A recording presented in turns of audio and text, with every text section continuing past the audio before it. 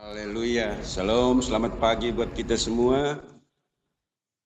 Tuhan memberkati kita pagi hari ini. Saya mengajak kita membaca kebenaran firman Tuhan dalam Keluaran 33:15. Keluaran pasal 33 ayat 15 berkata demikian. 33 ayat 15. Berkatalah Musa kepadanya, jika engkau sendiri tidak membimbing kami, janganlah suruh kami berangkat dari sini. Puji Tuhan, saya memberi judul Tuhan hadir. Musa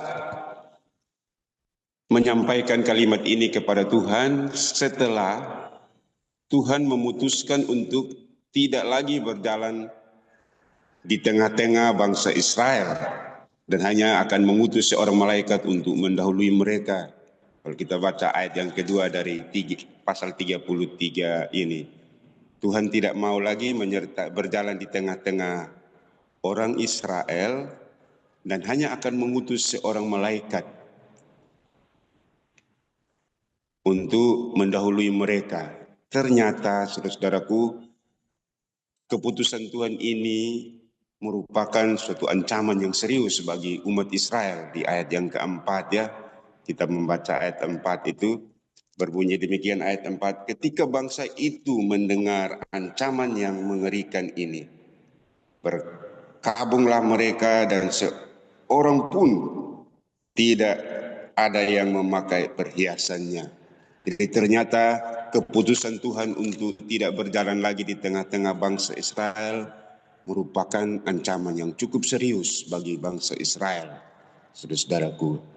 Sehingga mereka berkabung lalu mengambil keputusan tidak lagi memakai perhiasan.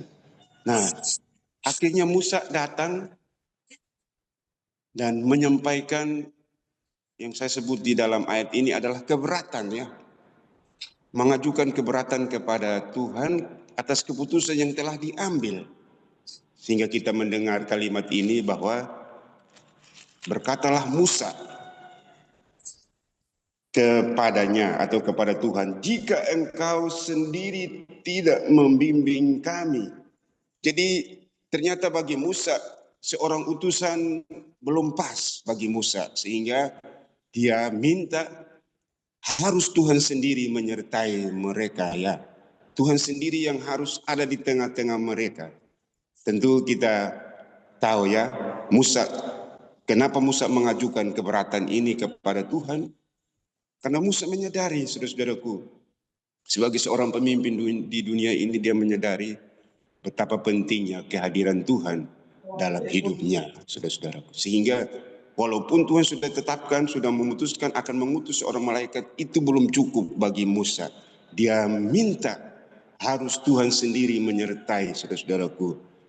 Jadi dia meminta mengajukan keberatan itu kepada Tuhan, saudara-saudaraku. Jadi Musa benar-benar menyadari kalau tanpa Tuhan, apa yang bisa dia lakukan? Sebagaimana kita baca dalam Yohanes pasal 15 ayat 5, di luar aku kamu tidak bisa melakukan sesuatu pun yang baik, saudara-saudaraku. Padahal kalau kita melihat latar belakangnya Musa, pendidikan cukup mumpuni untuk menjadi seorang pemimpin. Tetapi ternyata itu belum cukup, saudara-saudaraku. Sehingga akhirnya dia mengajukan keberatan itu. Walaupun Tuhan sudah tetapkan itu, dia tetap mengajukan keberatan itu kepada Tuhan. Kalau bukan engkau sendiri yang membimbing kami, jangan suruh kami berangkat dari tempat ini, saudara-saudaraku. Kenapa Musa meminta dia tidak boleh, dia minta harus Musa yang menyertai mereka, Tuhan yang menyertai mereka. Karena Musa menyadari, saudara-saudaraku, mungkin seperti yang terjadi dalam kehidupan nyata kita, saudara-saudaraku, misalnya dalam acara kita meminta pejabat, taruhlah bupati, kita undang bupati, tetapi karena bupati berhalangan, akhirnya diutuslah seorang asisten atau bagian-bagian yang lain diutus, saudaraku, kepala-kepala yang lain bisa diutus. Biasanya kita rasa kecewa juga loh, kita harapkan harus bupati yang hadir, tapi ini utusan, saudara-saudaraku. Jadi ternyata Musa merasa kurang puas kalau bukan Tuhan, hanya seorang utusan itu tidak bisa. Karena apa? Menurut Musa, sebagaimana juga terjadi dalam kehidupan nyata, kalau seorang utusan kita terjadi sesuatu, utusan juga harus bawa aspirasi kita, harus disampaikan dulu kepada atasan. Tetapi kalau pribadinya sendiri, misalnya bupati sendiri, kemungkinan hari itu bisa langsung direspon, tidak tunggu-tunggu waktu lagi, kira-kira begitu, saudara-saudaraku. Jadi saudara-saudaraku, sebagaimana Musa menyadari bahwa dalam melaksanakan tugasnya, sekecil apapun, tanpa penyertaan Tuhan, maka semuanya itu akan menjadi sia-sia. Itu sebabnya dia minta, walaupun Tuhan sudah menetapkan mengutus seorang malaikat, Musa bilang tidak, harus Tuhan sendiri yang harus memimpin kami. Karena ketika terjadi sesuatu, itu bisa dikomunikasikan langsung, saudara-saudaraku. Puji Tuhan. Jadi sebagai hamba-hamba Tuhan, demikian juga kita hari-hari ini. Siapa yang bisa menjamin hidup kita 1 tahun ke depan akan aman-aman saja? Apalagi dengan situasi saat ini kita ikuti di media, di Timur Tengah semakin memanas saat ini, tentunya itu juga akan dibawa dalam doa kita sebentar. Saya tidak tahu ya ada pokok doa itu ya.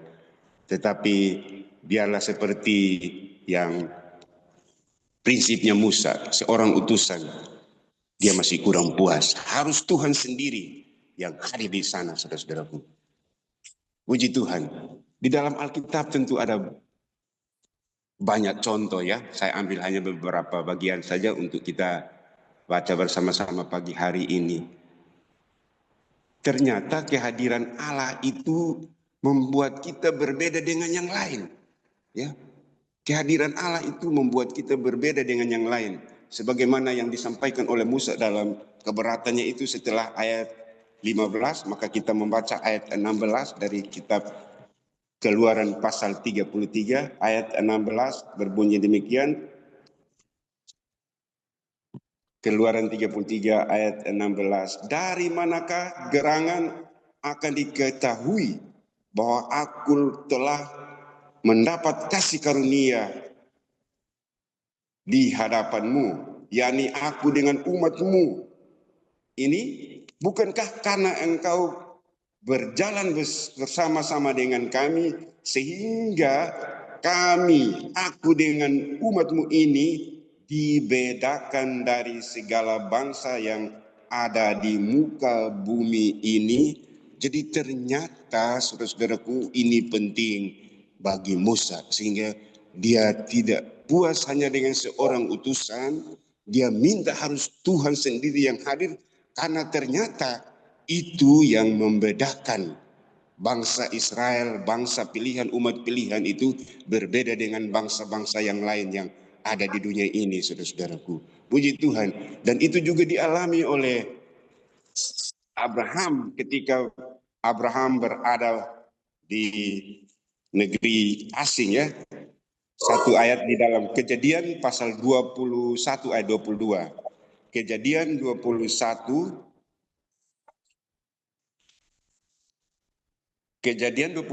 ayat 22 berbunyi demikian. Pada waktu itu Abimelek beserta Pikol, panglima tentaranya, berkata kepada Abraham, Allah menyertai engkau dalam segala sesuatu yang engkau lakukan. Jadi ternyata keberhasilannya Abraham, saudara-saudaraku, diakui juga oleh orang-orang sekeliling bahwa keberhasilannya itu karena Allahnya Abraham menyertai, saudara-saudara.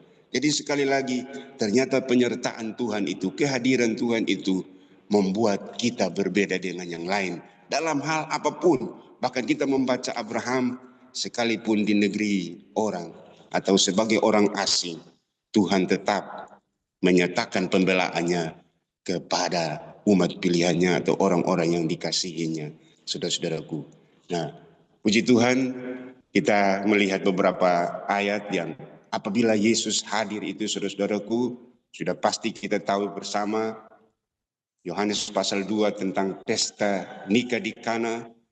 Waktu itu mereka kehabisan anggur, Tapi bersyukur Yesus hadir di pesta itu sehingga masalah mereka teratasi.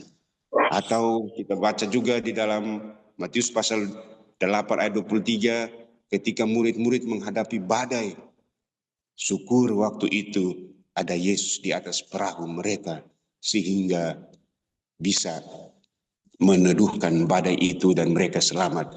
Tetapi yang saya mau supaya kita baca bersama-sama pagi hari ini, menarik bagi saya adalah Yohanes pasal 11 tentang peristiwa Lazarus dibangkitkan, saudara-saudaraku. Apa yang dikatakan oleh kedua saudaranya dari Lazarus ini, yaitu Marta dan Maria. Kita membaca Yohanes pasal 11 ayat 21. Maka kata Marta kepada Yesus, Tuhan, sekiranya engkau di sini, saudaraku pasti tidak mati. Itu juga sama dengan yang disampaikan oleh Maria di ayat yang ke 32, ayat 32 berbunyi demikian, Yohanes pasal 11 ayat 32.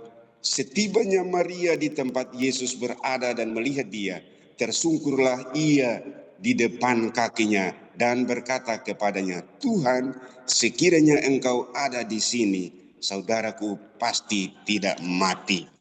Jadi ternyata Marta dan Maria punya pemahaman yang sama. Apabila Yesus hadir waktu itu, kemungkinan saudara mereka, adik mereka tidak meninggal, saudara-saudaraku. Jadi benar-benar mereka menyadari betapa pentingnya kehadiran Yesus, saudara-saudaraku. Sepertinya mereka agak kecewa, sudah mengirim berita, tapi kok Yesus tidak segera meresponnya, saudara-saudaraku. Tetapi yang saya maksudkan pagi hari ini adalah mereka dua, Marta dan Maria, menyadari akan betapa penting seandainya Yesus hadir waktu itu, pasti saudara mereka tidak mati menurut mereka. Dan saya berharap kita juga demikian, betapa pentingnya Yesus hadir di setiap kehidupan kita. Karena ketika dia hadir, apapun yang terjadi, saudara-saudaraku, mungkin seperti yang pernah saudara juga mendengar ilustrasi satu waktu, ada seorang guru sekolah minggu masuk ke ruangan kelas untuk mengajar. Ibu guru itu bertanya, siapa di sini yang mau masuk surga? Semua rame-rame angkat tangan, saya mau masuk surga. Tapi ada satu anak di pojok sana, dia tidak angkat tangan. Loh, kenapa kau tidak angkat tangan? Kau tidak mau masuk surga? Dia bilang, saya mau masuk neraka. Loh, semua kaget, saudara-saudaraku. Kamu masuk neraka? Iya, saya mau ke neraka kalau ada Yesus di sana. Puji Tuhan, ternyata anak ini juga punya pemahaman. Walaupun biar ada di neraka, tapi kalau ada Yesus ada di situ, pasti dia merubah neraka menjadi surga. Mungkin menurut pemahaman anak ini. Puji Tuhan, dimanapun berada, kalau kita beserta dengan Tuhan, maka Tuhan pasti menolong kita. Nah, sekarang bagaimana supaya Allah hadir dalam hidup kita? Sudah pasti harus ada komunikasi. Kita membaca Yohanes 11 tadi ya. Yohanes 11 ayat yang kedua tadi, yang pertama saya baca tadi. Maria ialah perempuan yang pernah meminyaki kaki Tuhan dengan minyak dan menyekanya dengan rambutnya. Jadi mereka ini yang mengirim pesan kepada Yesus, saudara-saudaraku. Jadi di situ saya mengambil kesimpulan bahwa ternyata hubungan antara keluarga ini, Maria, Marta, dan Lazarus, bukanlah hubungan yang baru kemarin terjadi, tetapi ternyata mereka sudah akrab sehingga ketika Lazarus yang adalah saudara mereka mengalami sakit itu, mereka mengirim pesan. Ya, mereka sudah mengenal Yesus. Yesus bisa menyembuhkan, itu sebabnya mereka mengirim pesan. Jadi terjadi hubungan keakraban di antara keluarga ini dengan Yesus. Jadi mereka penting untuk menghadirkan Yesus di dalam hidup mereka. Ayat yang lain saya membaca. Kita kembali ke Keluaran pasal yang ke-33 tadi. Keluaran pasal 33 di ayatnya yang ke-11. Keluaran 33 ayatnya yang ke-11.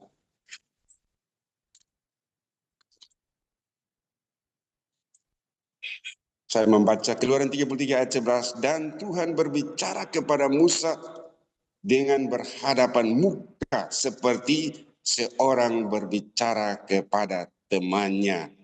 Kemudian kembalilah ia ke perkemahan. Tetapi abdinya Yosua bin Nun, seorang yang masih muda, tidaklah meninggalkan kemah itu. Berbicaralah Musa kepada Tuhan seperti seorang teman, terjalin sebuah hubungan yang akrab di antara mereka. Makanya kita membaca, dia tidak segan-segan untuk menyampaikan keberatannya. Ini tidak pas Tuhan. Kau tidak bisa biarkan kami sendiri. Mungkin kalau kita mau pakai terjemahan bebas. Kau tidak bisa begitu teman. Suruh kami jalan sendiri dan engkau tidak beserta kami, harus engkau juga hadir.